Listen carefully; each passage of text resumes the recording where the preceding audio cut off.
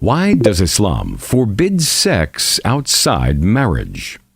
Everything in the world is composed of small units, just like a house is built with bricks. Likewise, society consists of multiples of a small unit, which is the family. Despite its dislike of divorce, Islam permits it as a necessary remedy when things go wrong. It encourages the preservation of the family because it is the most important institution in human society. Sex outside the marriage bond reduces the family into an institution that imposes unnecessary burdens. Why should a man fork out money and take on responsibilities when he can have his pleasure in casual relations that are easily terminated, just like one uses and discards a used disposable napkin? Nothing is more detrimental to proper relations and the family institution than the radical and polarized movements that marginalize the other sex. Feminist movements start with a premise that is contrary to the nature of women. They imagine that they help women when they advocate free and unrestricted sex. They call on women to behave exactly like men, regardless of the physiological and psychological differences between the two sexes. This has led to the emergence of a generation that considers the marital relation too restrictive, when it's the fundamental bond that promotes social security. This generation asks, why should one burden oneself with children and commitments? The question is, where does this lead us? The result is that 16% of world children grow up with only one parent. The figure is even higher in Western countries which do not encourage the continuity of the family.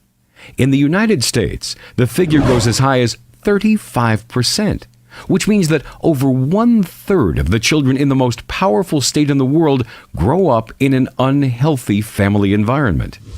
80% of such children live in families where the mother is the only parent, while their fathers leave to find other women.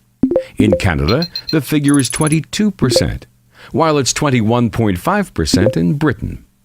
It is the children that suffer most as a result. Studies show that divorce and the breakup of family leave adverse effects on children as they feel unsettled, excitable, and unsociable, in addition to having problems with their studies.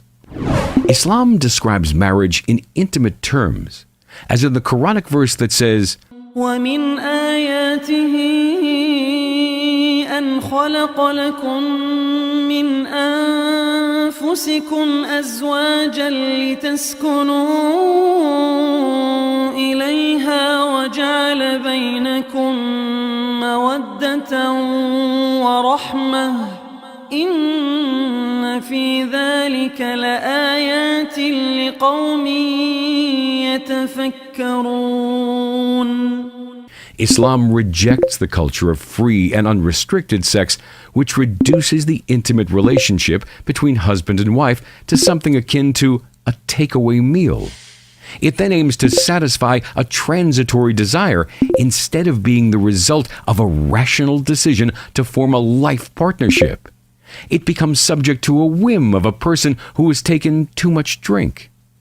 Court cases of rape show hard debate between those who consider sex under the influence of alcohol by one party as rape of the other, and those who consider it a conscientious act, saying that everyone is responsible for their deeds, whether they are drunk or sober. The debate continues even when neither party is drunk. Fierce contention continues in rape cases. The evidence that courts have to consider in these cases is not different from a situation in which the two parties are in consent. In today's fast food culture, it's extremely difficult for a woman to prove that she has not consented. Hence, the overwhelming majority of rapists escape punishment. According to statistics, the figure is 80 to 90%. To protect society from all these problems, Islam establishes clear boundaries, forbidding all sex outside the marriage bond.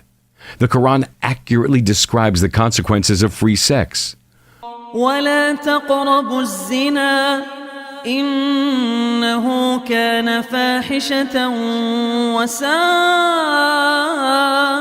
سَبِيلًا. Marriage is the only sound relationship between man and woman.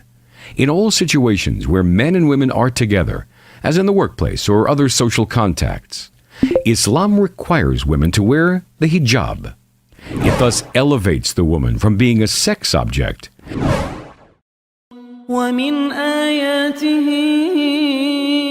أن خلق لكم من أنفسكم أزواجا لتسكنوا إليها وجعل بينكم مودة ورحمة